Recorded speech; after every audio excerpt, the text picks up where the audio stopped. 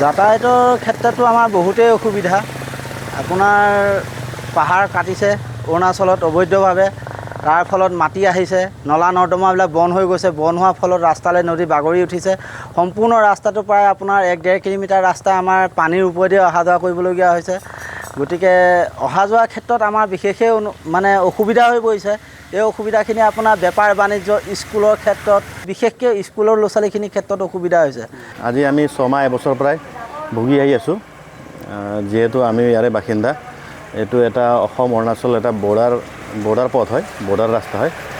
ইয়াৰ এইটো ৰাস্তাটো প্ৰায় আমি যিমান গম পোৱা মতে মানে কি অৰুণাচল গভৰ্ণমেণ্টে, অৰুণাচল চৰকাৰে ৰাস্তাটো বনাই বুলি জানো।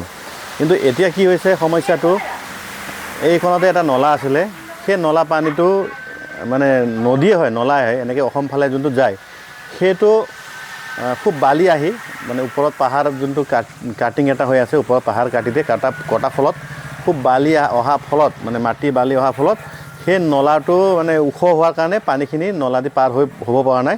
সেইকাৰণে ৰাস্তাৰে বাগৰি এইফালেদি আহি আছে।